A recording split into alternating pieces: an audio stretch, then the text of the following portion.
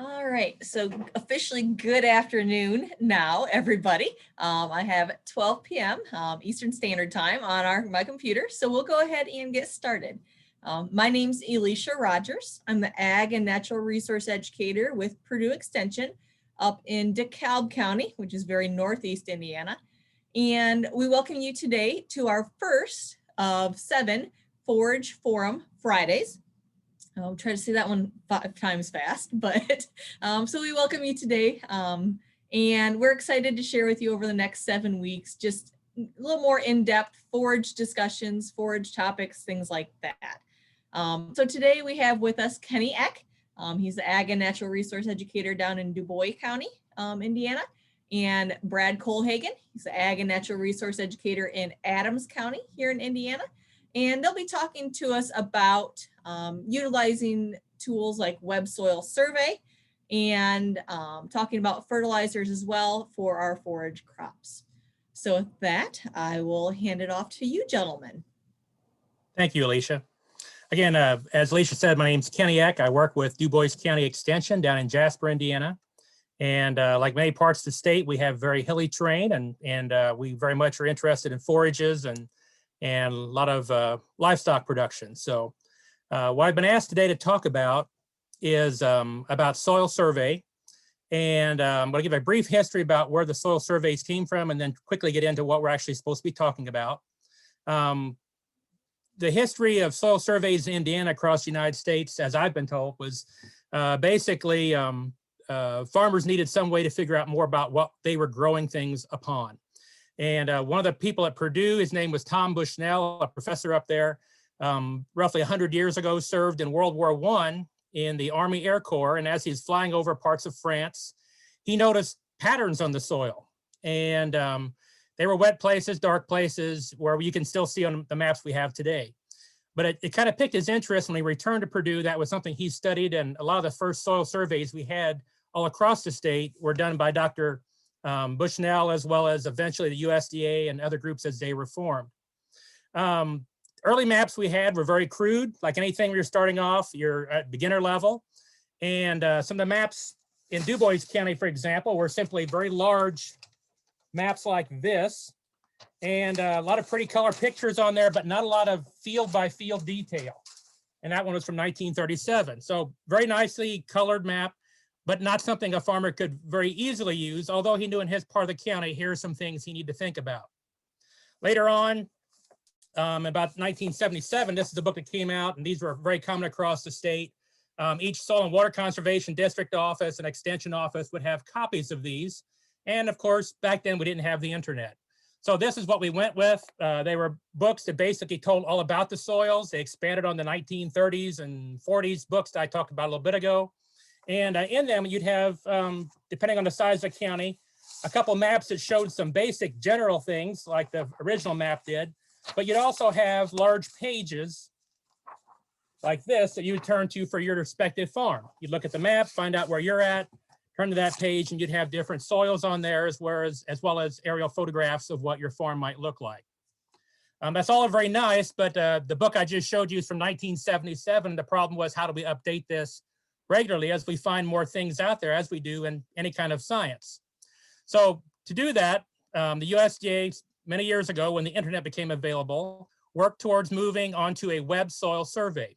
It's the same information we've always had. In a lot of cases, the maps were actually scanned into the computer bank or data bank we had for the soils themselves. So a lot of the information is literally from the predecessors that we had before it. In other cases, they're going out and doing a lot of research on things, trying to update things in areas of the state that maybe had older data, had data that needed to be revised, or simply had different terminology that is nowadays needed for different uses. So I'm going to try to fire up the soil survey here, and the soil survey works fine. It's my getting the screen to share is where I'm going to be challenged here. Alicia, does that work out? Can you see it? Okay, thank you. So what we have here is a website. The easiest way to find this is basically to simply use your search engine and look for Web Soil Survey. And this is a survey site or a database basically operated by the USDA Natural Resources Conservation Service.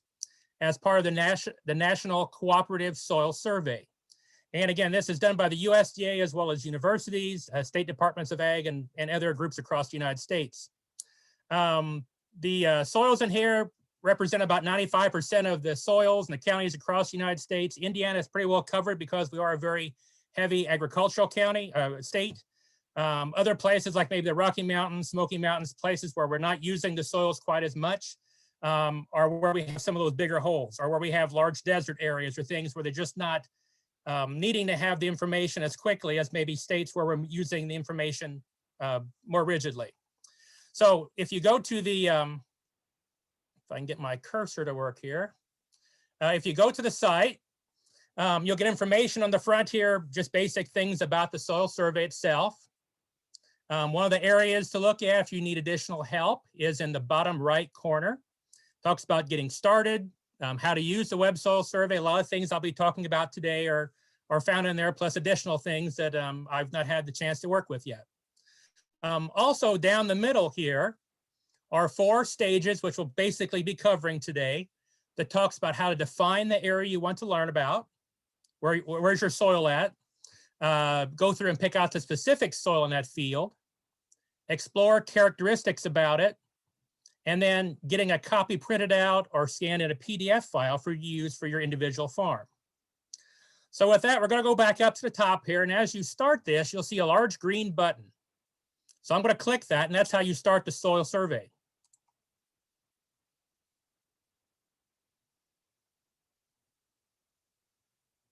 Once we get there, we'll see there's a large map of the United States, and I know there might be a few people from Canada on. I apologize for that. There might be something with Ag Canada that might be similar, but for United States, this is pretty well the coverage we have. What we first need to do is, I showed you the books originally, and basically we need to go to the right page in our book to find the soils on our field. So to do that, we're going to start with the very top here. You'll see it says area of interest. Basically, what page do you want to go to? So I'm going to go down here, and we have to tell the computer where we're going to go. We can either do that by clicking on the map itself. So I could check Indiana and just keep getting smaller and smaller. To do that, I would go up to the top left corner of this map, and you can see there's a whole selection of different buttons we can use to help tap into this. We'd use the little button that says zoom in on the far left. And if we got in too close or need to back out, we'd use the one that says zoom out on the right next to it. We also have a small hand up there, and that hand can be used to move it all across the United States. You're pushing the field left or right, up or down to get to the field again we're trying to look at. So first I'm going to go through, and I'm going to give it, instead of doing it the zoom in method, I'm going to go straight to an address just in the interest of time. And I'm going to tap in my address at home.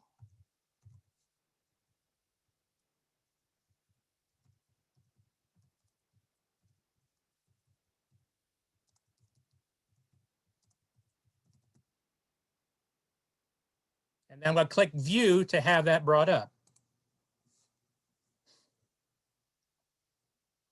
Okay, so here's my home in Du Bois County. I'm going to click on the hand again, and that's going to allow me to move things around a little bit because I want to show the field right next to my house here. Okay, so I've got the location. I have the aerial photograph, and this is taken from some of the Google Earth information. So it looks familiar probably from other things you might have used, but I need to define the exact field I want to see. So to do that, there's 2 small buttons that have little red shapes on them when you get to it. The first one is a rectangle, so you can kind of make a square field. In my county, a lot of times that's tough to do. That's why I chose this field. And we have right next to it a polygon, so you can make whatever shape you need by pulling the sides out. So again, in interest of time today, I'll let you play with this later yourself. I'm going to click the rectangle and copy part of this field here.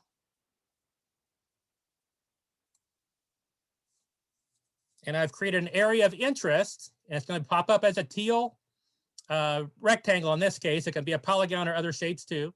And this is where I'm going to tell the computer to look for my information. So I've defined my area. Next, I'm going to go to the top again, top far left, and it says soil map. So now I'm going to click on that, and it's going to tell me what my soils are.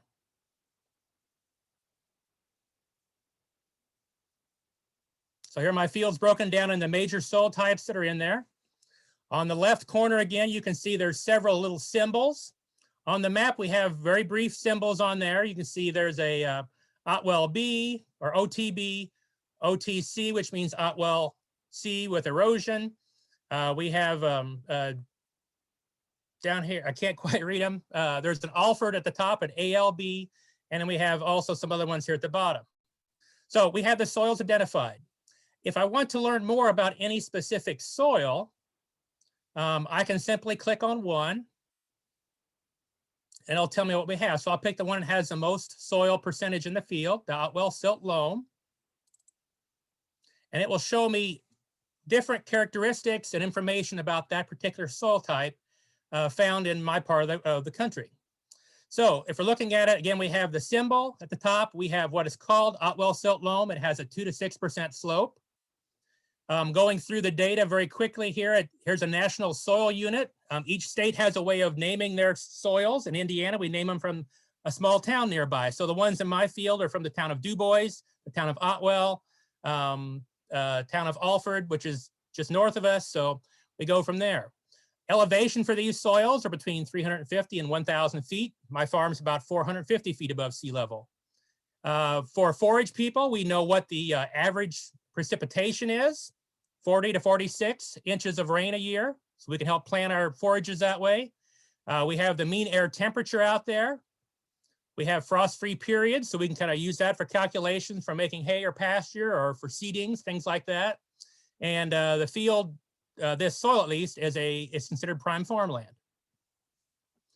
Kind of skipping down more here, other information we have, it tells how this was formed. We're just on the very edge of where the some of the glacial meltwaters came, so we're at the edge of a lake plain. Tells more about the soil itself, but the next thing down tells kind of more about what's in the soil itself. If you think about a soil, it's kind of, it kind of develops like a layers of cake. Okay, so we have an A layer, a B layer, and sometimes a C layer in the soils we have in our fields. So to begin with, we have an AP layer, the very top, that's our topsoil. The P is a little symbol, it means this has been plowed. So if I went through and cut a slice out of this cake or this soil horizon, I'd see that there was a very distinct layer where we plowed over the years. BT means we have clay moving down, and the X is a symbol that means we have fragipan, which means we're going to have challenges with roots getting down when we get into this layer here, and for water going through it without some type of drainage or something like that. And then we also have other layers here. This one's located beneath the layer that has the fragipan in it. Going down through here, there's more information.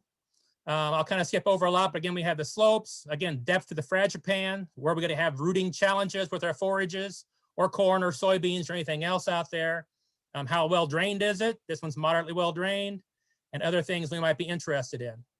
We also have land capabilities. And other things that we need to consider if we're looking for other uses, in this case, talking about trees. Now, you can print this out if you're interested in it. There's a button at the top that says printable version, but I'll talk about something at the very end when we do checkout, as it's called, where you can print this data and all the rest of the data that's in here on a single group of sheets for your use in farm planning. So again, this part here, we're going through and seeing what soils we have. The next part we're looking at, again, my screen's not quite as big as the soil survey here. We're going to go to the Soil Data Explorer. And what this is it's going to show you with these given soil types what other characteristics you have and what uses you can use for these soils. So we'll click on the first one. It talks about building sites. So if we put a house out here on top of this hill, it's a wonderful view from up here. We could talk about what might happen to concrete, steel. Can we put a basement out there, or is there a drainage problem or wet basement? If we're gonna put solar arrays out there, we would put a lawn out there. All these things have information tied to that soil in there if we just click on these. And we will on some of the ones later down as far as forages, crops, and things like that. So again, there's building sites. We also have construction materials. So we'll put a road out there or a farm lane, that's in here. Disaster, military planning. If you want to put a helicopter pad out there, you have that information in here. Other things as far as what the military might be involved with. But getting more into what we're most interested in is land management. One of the things we can look at is, land classification, that's one we want, is farmland classification. If we're interested in this field, are we, what kind of designation do we have? Is it a prime farmland, or is there something maybe wrong with it, like slopes or something? So this goes through, and at the bottom here, it tells us for each of these soil symbols representing soils on our map, whether or not they're prime farmland, which means they have very few problems or challenges if you're going to try to farm those properties out there. Going on down to the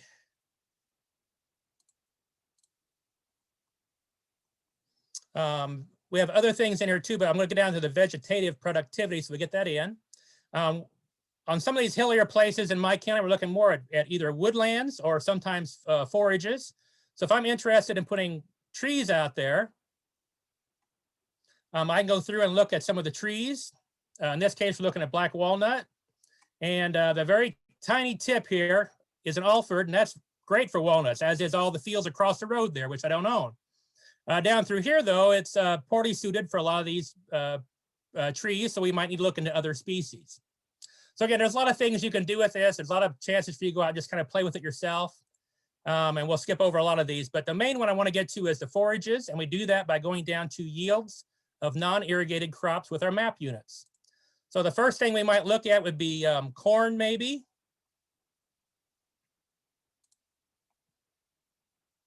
And in this case, it goes through and talks about bushels of corn per acre that might be out there. Again, the best we have is this little Alford, this little piece we have in the corner of the field, but the other stuff isn't too bad.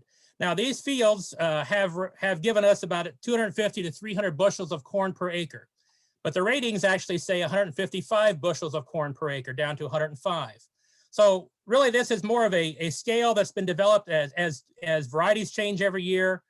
We may not have up-to-date information on it, but this does serve as a very good comparison tool. So I know if I'm getting 100 bushels or 200 bushels on this rating scale, it gives me some idea of where I might want to go out there and maybe adjust things for corn production or other things like that. The same thing works when we finally get over to our grasses here. I'm going to view for a common mixture down here. We don't do a lot of alfalfa down here, but we do have a lot of clover and orchard grass, or definitely fescue down here. So this kind of gives us a picture of, if I'm going out there, what might I get for, in this case, trying to see how much the yields might be. So we've got the rating here for what we might find in that field. Okay, and again, it varies across the field, but still has some use for us when we're trying to plan what we might have out there for our amount of hay production.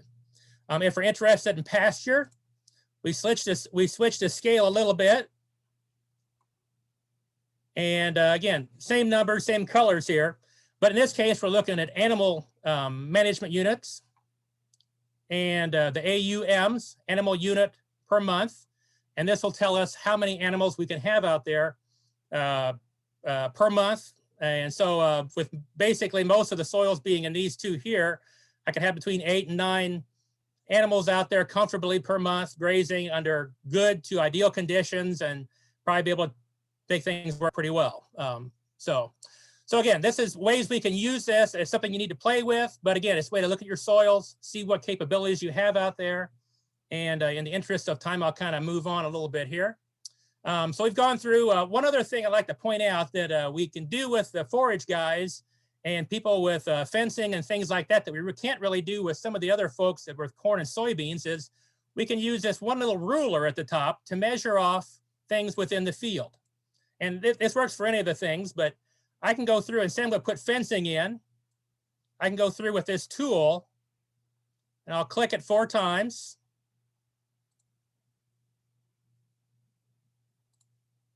And as I do this, if I'm interested in kind of estimating what the perimeter is around the field, I can go down here and I can see, okay, this field's about 960 feet wide by about 1,425 feet long. So I know how much fencing I might need. Or if I'm interested in trying to split it up into paddocks or something like that, I can go through and maybe run some estimations across again. I can do diagonals depending on what type of a fencing system I want to have or what the paddocks might lend themselves to or where the water sources might be. Again, to go down and just get an estimate here of how much fencing or electric fencing, in this case, I might need to go out there and work with this piece of land for either some kind of paddock system or fencing in general. So again, just a neat little trick there. There's all kinds of little tools we can use in here and make a lot of use out of this operation.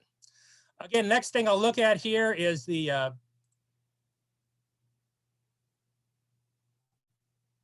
soil properties. You can go through and look at different things related to the soils. I'll kind of pass by that today. That's very technical data. But the next thing we have is if you're interested in pulling all this data out for your electronic precision farming devices, for UAV use or drone use or anything like that, you can go through and go to this page, the fourth one over, and hit create download link, and it will make a file for you to utilize in your precision ag operations for your farm. Okay, so again, just another way to use the data we wouldn't have had if we had some of the older books and things from 40, 50, or 100 years ago. The final thing I'd like to show today is the fifth tab across the top, and this is a shopping cart.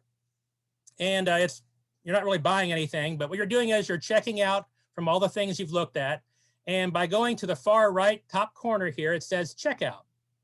And by clicking on that, I'll go through and hit get now. Hit OK, and it's going to generate a book that you would have once maybe got at a soil and water conservation office or through your NRCS office. And it would have looked very similar to this, but it would have been printed piece of paper. Nowadays, you can define your own from the comfort of your home, go through, look at it. Again, here's that section of my farm I looked at. A lot of data on how that was formed. And again, it's just kind of the pages we talked about earlier. They're all located somewhere in here. So here's our soil types again we talked about. Here's a code to things that might be found on that map. Here's the percentages again for each of those with their codes and what they actually represent. And then each of the soil types we talked about earlier have their definitions on that one page. I said maybe wait till the end to print them all out at one time. So again, here's the information, especially what are the different layers in our cake out there with those soil horizons? What kind of challenges might we have, like with fragipans in my case? How many days do we have for, frost-free days, for seeding, for harvest, stuff like that, and many other things that you might be able to use in your forage operations or in just general farming, from whether it's corn, soybeans, orchards, whatever you might have out there. So with that, I'm going to stop for a minute. And Alicia, are there any? I can't really see the chat box. So we do have one question. The question Okay. is, it's on the rating system. So how do you know the unit of measure when you're looking at those ratings? Is it listed someplace? Yes, they are usually, and they are usually somewhere at the bottom. Try to find those, Data Explorer. A lot of times you'll find your map on the top. You'll click what you're interested in, and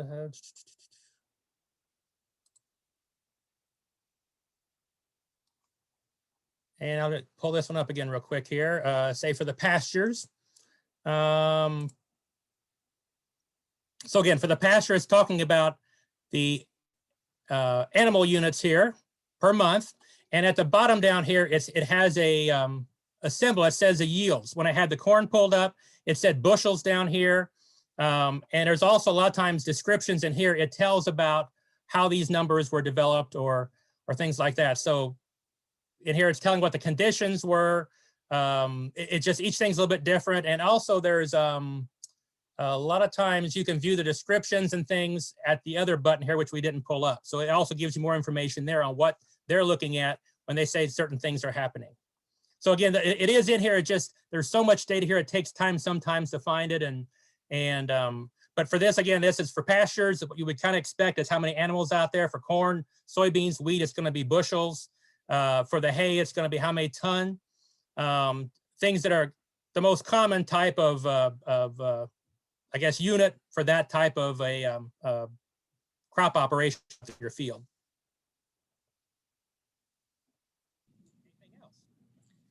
All right. Do you have any other questions for Kenny on how to use Web Soil Survey? I know for me, I love getting on here and playing around, looking at all the different features, the different land classifications, things like that.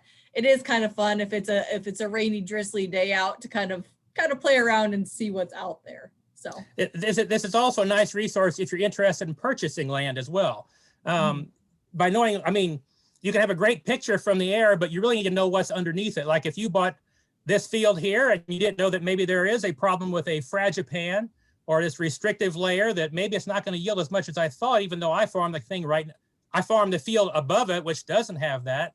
And I need to know that before I put some money towards maybe purchasing this land or making guesses on what kind of a crop I can grow out there. So a lot of neat things. And again, just a matter of playing with it and going through some of the things the USDA folks have put online to tell how you can use it. So thanks again, Alicia.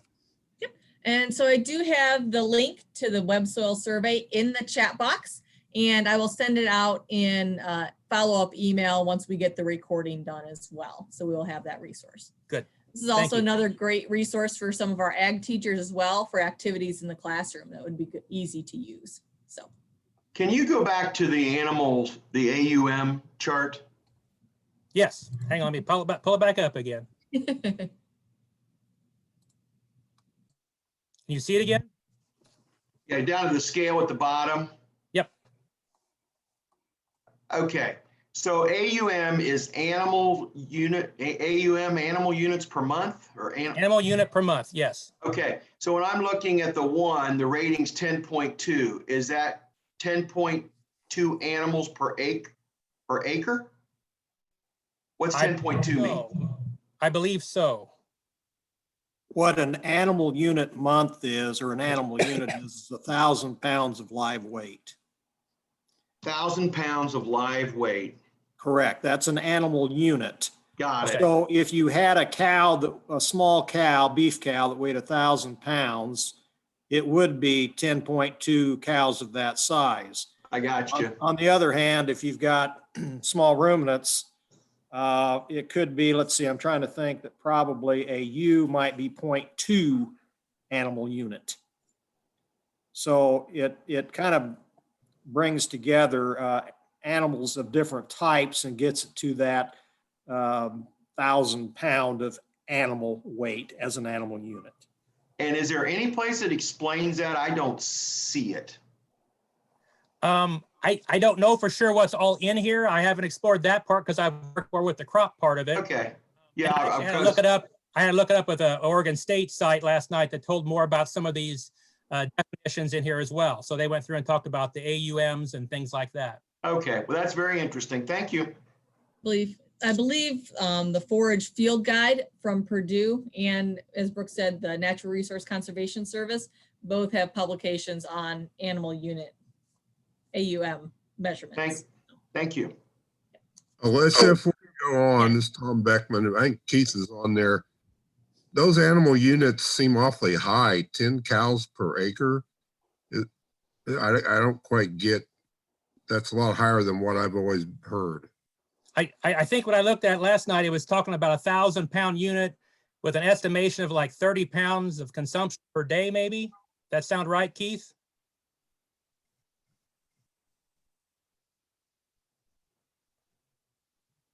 Yeah, that sounds about right. It may be a little bit high, but it could be, with that being a silt loam soil, it could very well have a little bit higher carrying capacity. Yeah, I'm on now. I was having problems unmuting. So that actually, Tom, is the number of months. That is, we're really incorrect of what we said. That is 10.2 months that could support 1,000 cow. Okay. Per acre. Okay. It is months. It's 10.2 months that could handle 1,000 pounds, which is the animal unit. Okay. So we're back to really like 1 cow per acre per year. Yeah, if a grazing season is roughly about 9 months, yes, that would be right. But of course, in today's likelihood a cow is more likely, a beef cow is going to weigh more like 1,200 or 1,300 or even more. So you've got to scale that back by that percentage. But the reason Okay. they do the animal unit as that 1,000 pounds of live weight is to bring in all types of livestock. But those are months to handle one animal unit, which is 1,000 pounds of live weight. All right, that clears that up. Thank you, Keith. Yep. Thank you, Tom.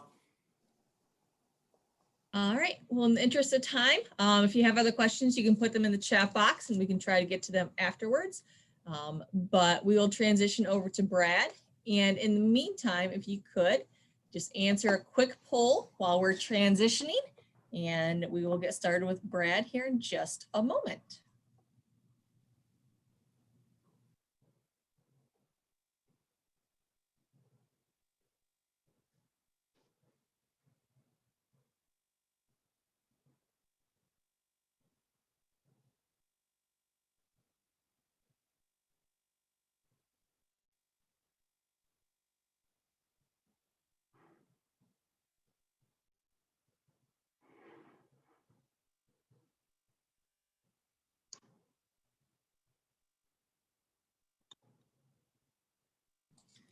All right, so thank you, everybody. And we do have in the chat box the link to the NRCS, Natural Resource Conservation Service publication, as well as a link to where you can purchase the Purdue Forage Field Guide. And again, I will include those in the email that I'll send up as a follow-up as well.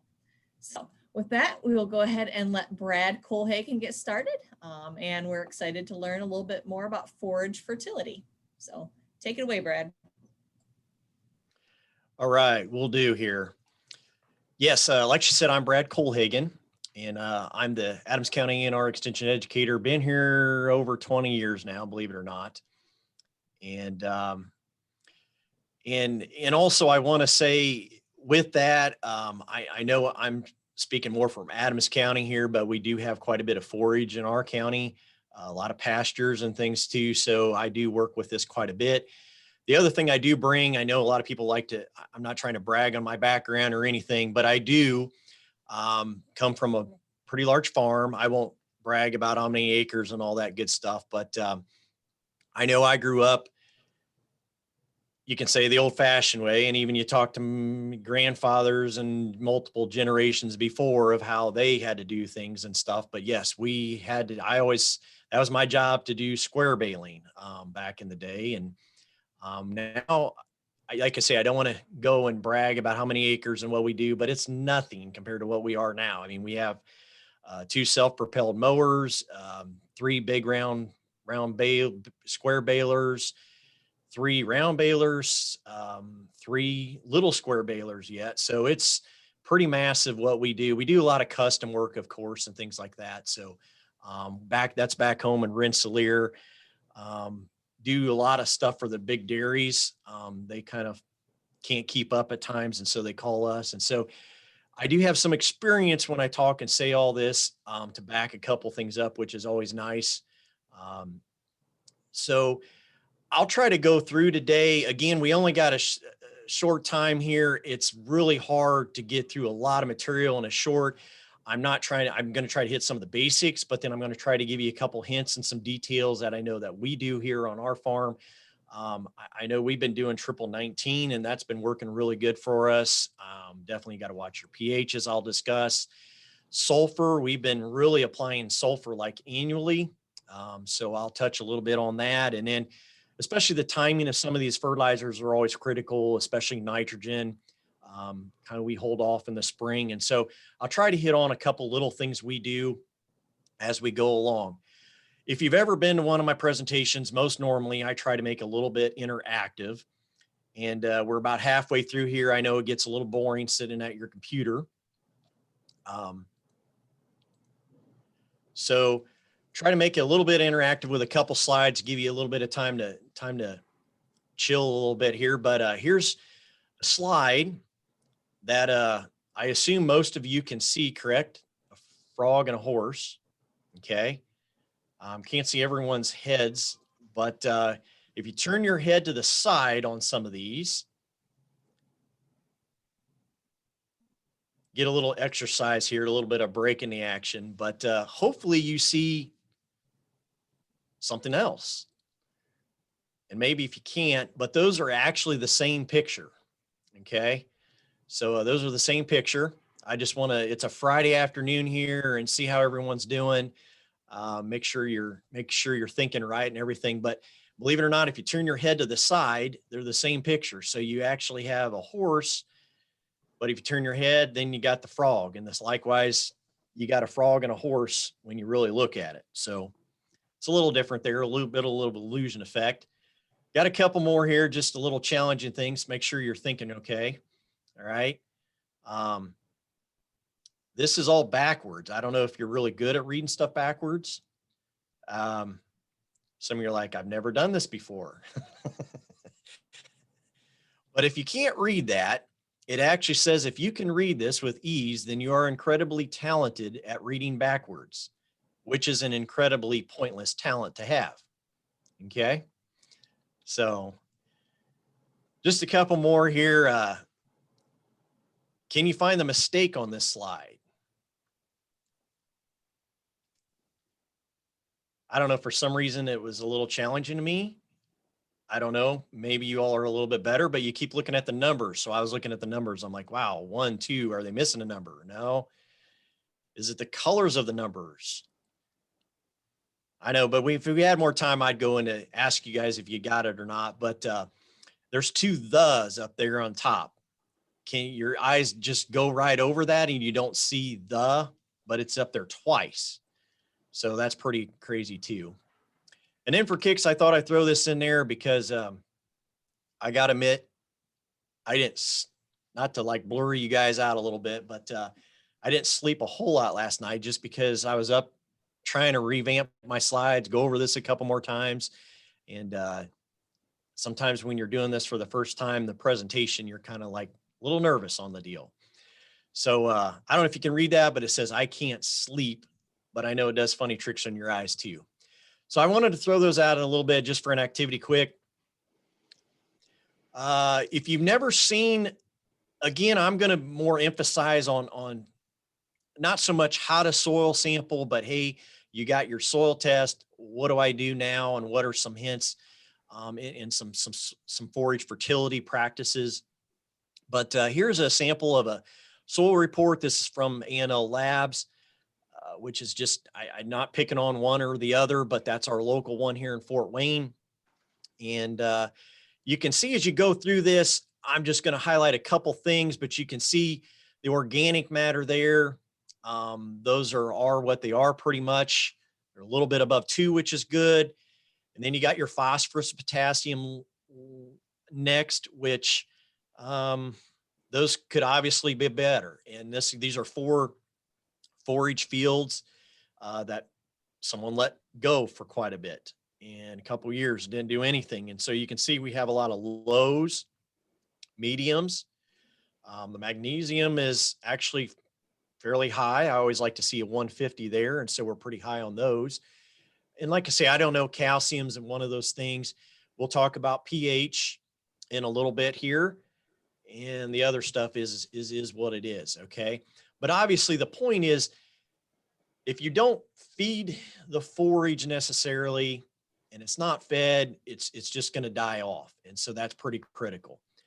I've seen even a couple research things I've seen, a couple publications that your P and K levels can drop pretty good if you just don't keep up on it. It may look good and you think from the outside driving by your field, but you really want to stay up on it and look. A soil test with P levels on average can decrease by like 1 parts per million for every like 20 pounds of P2O5 that's removed by the crop itself. I saw another deal too, like if you have like a cation exchange capacity of around 10, you can decrease that by 1 parts per million for every 6 pounds of potassium that's removed by the crop too. So it's one of those things that you got to keep up on it, especially if you're taking crop stuff off. I threw this in there just to segue. Like I'm saying, you can do a lot of things. This is always pretty cool. You hope that you read that sign before you hit that bridge. If you've already, it might be too late. So hopefully it's not too late when you take a soil sample, that you can correct some problems. I want to emphasize that in the next couple slides is taking soil samples is a good thing to give you a little bit of sign of what's to come and what you need to do. So we got organic matter, okay? And again, that is what it is. The last little bit there, the soil test levels are pretty important. When you want it around a 2 to 4% is pretty common. And that's where you're usually at. And hopefully that's where you're at. When you get below 2, I mean, that's when you got some issues, but that's where that's the source of your nutrients is your organic matter. A lot of times you can build that up over time, but it's not something that's a quick fix. But that's part that's on that soil test. Going on to the nutrients here now, I wanted to capture, I got a couple slides on these fertility requirements. Obviously, when you're cutting hay for forage, I got two different things going on here because I know some of you may be on with animals and livestock and you're grazing. So it's a tough call to put up a lot of charts, a lot of facts and figures because everyone's a little different. And I know we got people on from different states, different countries on this that's registered today. But you can tell there that if you cut the hay and the forage, it definitely, you do remove that a lot of large quantities of NP and K. Okay. If you graze things, obviously you're putting nutrients back in. You can put up to 85 to 90% of the nutrients you consume. You're redepositing those in the pastures as manure or urine. So that makes a big difference there. Okay. There's differences in nutrient requirements that are all due to this recycling effect. Legumes such as alfalfa and clover have the ability to take nitrogen from the atmosphere and convert it into a form that's usable by plants. Including legumes and mixtures with grass lowers the amount of nitrogen fertilizer required to produce forages. So those are always important. And then I always say too, I put there at the bottom, I can't emphasize enough, soil sampling is a key to good forage production. This could be up in the air a little bit. They always say 3 to 5 years, especially if you're starting out a new hayfield. I always say, try to do it every 3 years. Yeah. Hayfields even annually, if you've got a lot of production and you're dependent upon that production, I mean, especially from the start, doing an annual soil test is pretty good.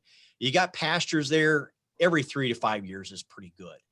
And your depth on that, again, I always say go a little deeper, if anything. So especially that 4 to 8 inch depth is pretty good. If you got a new pasture, you may go a little bit deeper from trying to establish it, see what you got a little bit lower to make sure that the nutrients are built up in the soil there. Along those lines, Brad, real quick, is fall usually the best time to do that soil sampling, or would it be preferable in the spring? Yeah, that's always a good question. I was backing up there to see. Yeah, that probably, I mean, a lot depends on, obviously you're going to put, if you're putting your pasture out or not, but generally in the fall is probably when most of the soil samples happen. Definitely. That's when, especially if you're taking, again, like I say, it all depends on your situation, but most of the time you're taking off stuff, you're grazing it all year. So you want to especially put fall apply is when I'm going to get to that a little bit here. You want to put your P and K on a little bit later instead of right away in the spring anyway. So getting your soil sample in the fall is pretty good. Absolutely. So I think one of the advantages that we have, Brad and Alicia, though, with forages is summertime is not a bad time to do it either, provided that it's not super dry.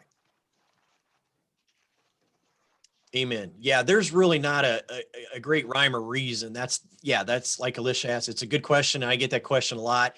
I mean, sometimes some winters we have a lot of leaching, a lot of snowfall and rain. And so that doesn't help to have an accurate sample in the spring, but taking that one first cutting off helps some things. And then take your soil sample actually helps too. Absolutely.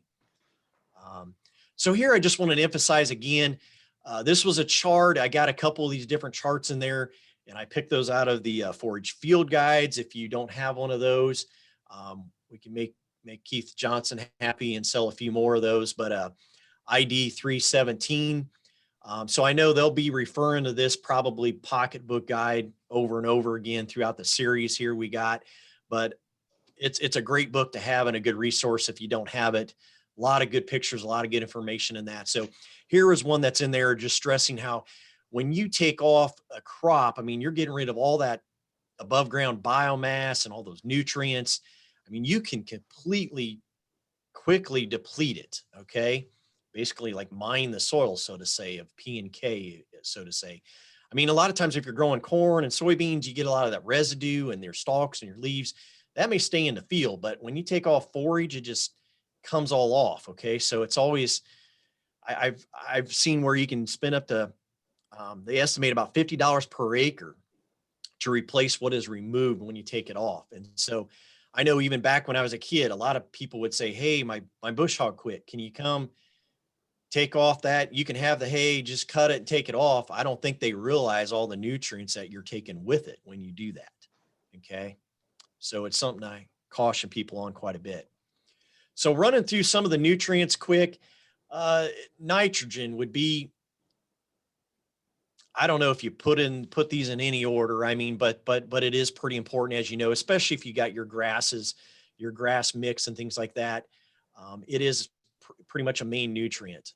And the rate and timing are pretty important. You can see up there in that first picture there, you got a variation of pretty deep, dark grass, and you got your yellowing effect a little bit. So you can see that I've seen a lot of things where you can really improve your yield production by just putting some nitrogen out there. And the productivity of grasses and legumes, definitely, there's no set rates on this because it's always governed by all these other factors, your soil conditions, your irrigation, if you have that, grazing management. The big thing is know your production potential for the site and also your proportion of your legumes in the stand itself. All right. Nitrogen will also increase the crude protein content of your pure grass and your grass dominated stand, so to say. I've seen where it can go as high as maybe 18-20% of it with the application of about 150 pounds of nitrogen. The seasonal distribution of forage can also be managed with nitrogen applications. You got your cool season grasses normally have a high rate of production in the spring, followed by a slowing of growth in the hot summer months. So I always say applying those amounts of nitrogen in the early spring will stimulate rapid growth and high yields, and you may not want that. But if the forage cannot be harvested for hay or graze, consider postponing that early spring application of your nitrogen or fertilizing only part of the field, so to say. I know that's what we don't necessarily do the high rate of nitrogen right away in the spring, because it'll make your grass, it'll really improve your grass. And sometimes you get more of your grasses than your legumes to come that way. Okay. Here's another picture out of the forage field guide. I thought it does a really good job of trying to put all these pictures in one instead of separating them out in different slides. You can see it's tough with just by looking at a lot of samples, because a lot of stuff looks alike. You'll see here when you got some deficiencies in some of these. And so it's a little tough by just visually seeing things. You want to definitely take your soil sample, and that can tell you a little bit more about it. Here's a slide that I was getting to earlier about how you got more of your grasses taken off on that to the far side of that picture, and then more closer to the picture on your left-hand side, you got more of your clovers and legumes mix. And so you can actually manage a little bit of a stand with some nitrogen and phosphorus applications to favor that grass or in that legume. Okay. So yeah, and I hate to tell you, but yeah, definitely, I don't know how to say this too, but yeah, just splitting that total nitrogen rate into even 2, even 3 application is probably pretty ideal. It's not something you have to do. There's just a lot of choices out there, but if you could, yeah, it isn't bad to put maybe a third of it in nitrogen in the spring, ideally put on maybe like a half in June and maybe the remainder in August, so to say. It just definitely kind of helps to kind of split that. And the same way with your hay hay pasture systems, maybe you're going to take off a cutting and then graze it, apply 2/3 of that nitrogen in the spring, and then 1/3 after the crop is removed. Okay. So yeah, as you can see nowadays, there's a lot of choices, even computer-wise, trying to figure out what outlets. And so that's about the way it is with applications out there. There's no set one to use. But phosphorus, okay. Most of you probably, again, I hate to go over totally a soils agronomy class here, but phosphorus definitely is pretty important for your cell membranes and those things, your fruit set, your development. Your big thing that I want to take away here is below there, like I put, if you get below 30, you want to start cautioning yourself with that. Okay. Here's a peace cycle. Again, there is a cycle to most of these, so I thought I'd throw that up there. Phosphorus, most of you know that it just creates plant pigments and a result of purple color in most of your plants. All right, discolorization of the leaf edges. But in more of your clover and legumes and alfalfa leaves here, you can see the one on the left is more just smaller, inadequate amounts of phosphorus. Okay, and here's another quick sample. Again, it's a little more challenging to just go there and try to figure out visually. All right. But they're usually kind of stunted, poor root system, characteristic of phosphorus. Okay. There is a chart in the forage field guide, a little bit of some recommendations, especially for alfalfa that we want to do. And again, the main take home message here is when you get below 30 pounds per acre, I mean, that's where I feel like a red flag should come up a little bit. Want to keep it above 30. Potassium, there again, big thing with photosynthesis here and transpiration are closely tied together. Potassium controls the opening and closing of the stomata. Adequate to higher concentrations of potassium in the leaf tissue increases photosynthesis. So potassium is responsible for that osmotic pull, so to say, that draws water into plant roots. Okay, so that's why that's pretty important.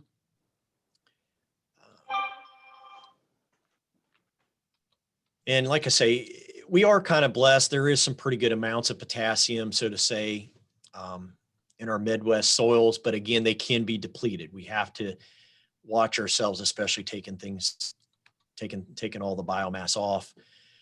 Here's another potassium cycle, and definitely leaching. Not only if you take your cuttings off or graze it really hard, you could get we do get a lot of leaching, especially in obviously your sandy soils and things. And that goes for all the nutrients. We have to continue to replenish our nutrients. And then one thing that is pretty big in forage fertility is the potassium itself and what we call this luxury consumption. It's probably one of the bigger challenges is the timing of potassium. You can really build that luxury consumption up, and it could kind of cause some problems with some of your hay fields if you apply it at the wrong time. Basically, it comes down to the timing of the application. You want to build that potassium in the summer and fall, more or less. And even like Keith said, more or less, even taking a soil sample in the summer isn't a bad idea here. And then applying it more in the summer and the fall when that hay tonnage is lower and that you have less plant growth to take up that potassium, so to say. Secondly, you also have that natural release through the winter and early spring from that freeze thaw and winter conditions through the spring, so to say. All right. So again, summer, fall is kind of your better time there. Not so much in the spring. I'm not saying you can't. That's generally the rule of thumb. You just, hey, it's springtime, let's go out and put the fertilizer on. But you want to watch out because of that. And it isn't a bad practice.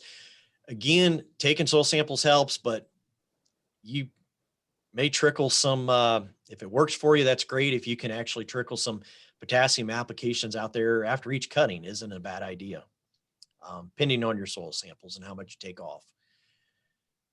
So yeah, obviously we all know there's weather, residue, and things can all affect especially your potassium levels. If you're really green at this and don't know, I mean, you get a little bit of, it can cause a lot of stacking of internodes there, but you get multiple internodes on your corn plant, and then you got some burning of your leaves there, yellowing. Here's potassium deficiency in soybeans and wheat. And I know we're not talking about that today. So here are some pictures of your so-called legumes, alfalfa, just some pictures of more or less your potassium deficiency. Again, you see a trend there. It happens a lot more on your sandier soils, spotting or flecks of the yellow on the white leaf margins. And again, it's more stunted plants. It's a little more challenging to really see that visually again. So taking soil samples definitely helps. And the take-home message on potassium, of course, is the 210. I always say 210 is a good mark to be at for pounds per acre. If you get less than 210, that's when your red flag comes up on potassium. Okay, and so again, the Forage Field Guide, I don't intend you to have to be able to see all that and write all this down, but that is in the Forage Field Guide book for a little bit more directions, especially on recommendations on alfalfa. And there's a chart in there also that's pretty good, more about if you're just doing more of your pastures and grass only, grass and legume pasture renovation. We got a little bit here. And again, like I say, we have people from multiple states. So this, you may check with your extension service on that type of thing to go with. So you can do all this fertility wise and all these practices, but there's always that if out there. And like, just like this picture here, you always get one clown or one guy that's maybe a little different than the other ones. You can do all these type of things, but you always get an outlier out there, and that's the pH. You can do a lot of fertility and a lot of things, but it comes down to the pH side of things. And again, pH, I can't stress enough. It's really important. You can put all the fertilizer you want on there, but your plants, your soil might be sick and your plants won't take the nutrients up. And so pH really matters. And it's more or less, if you don't know, it's based upon the concentration of hydrogen, which majority of it comes from the water during a chemical reaction, so to say, is where the hydrogen comes. All right. So the more hydrogen, the lower the pH reading, obviously, on this. And so 7 is your where you want to be at, pretty neutral. And just to describe briefly here, you got your soil pH, which that's the one that most people look at to see where you're at. Okay. And I'm trying to put up a little chart here with a little difference because a lot of people want to know what those distinguish what those are and what the difference is. But in general, your soil pH, which I have up there on the left-hand side, basically tells your producer if they have an acidic or alkaline soil. That's what you really look for. And unfortunately, if you need to lime or sulfur, lime increases pH, sulfur lowers pH. And the buffer pH is more of a measure of the, what do I say, the residual or the reserve soil acidity, which the soil acidity, in this case, that is neutralized by, so to say, lime in order to raise the pH, all right? So most people, like say, look at your soil sample, you go by your soil pH as to where you're at, whether you got to put lime or sulfur on. And then you want to do 6 months. You want to put that on definitely 6 months in advance if possible. I mean, it takes a while. It's not an immediate fix. It takes a while to get your lime and sulfur incorporated in your soil and change that pH level. Okay. And you've seen these before, I'm sure, if you sat through any agronomy class, the pH effect, like I say, it matters, and your nutrients become more available if your pH is correct. And again, a red flag on soil pH is if you're getting down there, especially low, a 6 for grass and like a 6.6 for legume and grass legumes, that's not a good situation. You want to start getting your pH built up, and you got to increase your pH. Actually, alfalfas, I mean, they can handle, I'd rather have them be more like a 7, 7.2. They can handle a little bit higher pHs than lower, to be honest with you, in my opinion. Okay. And then there's, again, if you get too acidic soils, definitely you don't get that, the legume's ability to fix nitrogen. That nitrogen fixation and lower pH soils also cause some low in calcium. They reduce plant growth because they reduce the availability of phosphorus. So there's some issues in the big picture of things too. And likewise, the opposite of that is plant problems in the alkaline soils. You get them high, way high ones up there. You get some decrease of some of the micronutrients in the plants. Okay. In cation exchange capacity, I know we're got to, just like I say, I'm closing up here and we're running out of time. So again, in general, cation exchange capacity is definitely, it measures the ability of the soil to hold and release the cations, more or less your higher clay content soils. We have here, especially in Adams County and the Fort Wayne area, we have more of your clay. And so we definitely have, it holds the nutrients better, especially water in the spring isn't always a good situation. It doesn't soak away, which is different than back home where we got your sandier soils, which are a lower cation exchange capacity. Because you see there's a little chart here. You got your lower cation exchange capacities are in your sands and your higher ones are obviously in clay. Okay. So that's always just something to know. Not a lot you can do to change that. Especially in immediate action. Sulfur is another nutrient real quick that I put up there. Again, as I said earlier, when I started in our farms, we're noticing a lot of sulfur deficient, especially in our alfalfa and forage fields. I take caution of that. I don't know, I'm kind of going off record here, but I haven't seen a lot of research and I'm not sure Purdue people can say all this, but I guess in the producer and the farmer world, where I come from, my brothers will tell you it's got to do with the air emission laws and there's not a lot of sulfur being put back into the air. Now, I don't know how all true that is, but like I say, that's the farmer talk that's out there, but sulfur is being depleted. I mean, I know Sean Castile's even saying that some sulfur application with soybeans have found some really good results. So definitely taking some soil samples there definitely help.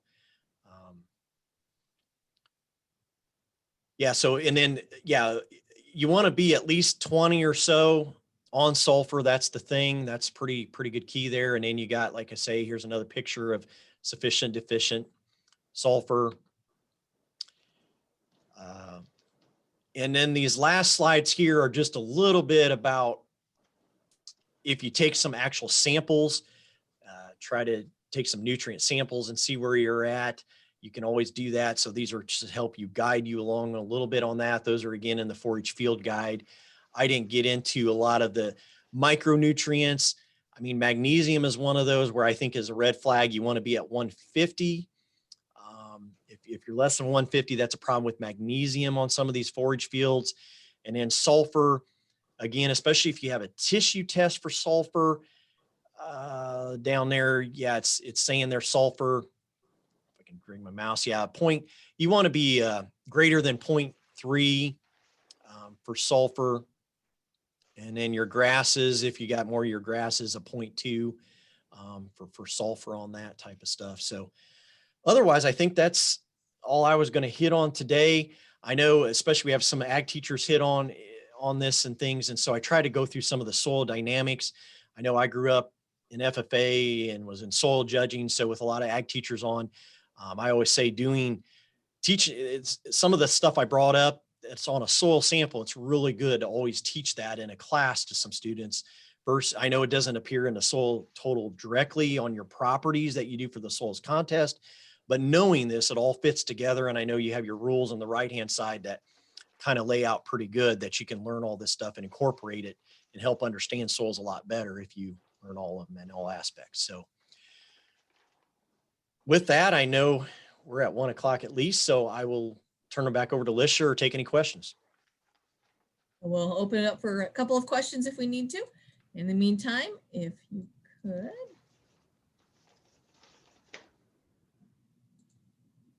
Do another little poll for us real quick. So we thank you both, Kenny and Brad, for being on today. We appreciate your time and your energy to be with us today. And we will have a copy of this recording and a copy of the PowerPoint available. I will send it out in an email early next week with the link for next week's presentation. And so we look forward to that. And thank you all for coming today. And if there are Alicia? yes, Keith. I have a comment when we're talking about fertility. Okay. I think it's really, really important, as Brad said, to get the soil test done and work Yes. with individuals to put the right blend of fertilizers together. In my opinion, there's too much, particularly in a pasture sense, of putting on a triple 12 or a triple 19 type of fertilizer. It makes the applicator or the farmer feel good that he's doing something, but many times you probably are under applying one of those nutrients with that type of recommendation. So I really encourage you to work with somebody that has an understanding of pastures and hay crop as you develop those soil fertility plans. Thank you, Keith. All right, if there's nothing else, again, we thank you all for coming this week. And next week's topic will be on kind of species selection, reading seed tags, and some other fun things with Brooke Stefancic. So thank you all and have a great weekend.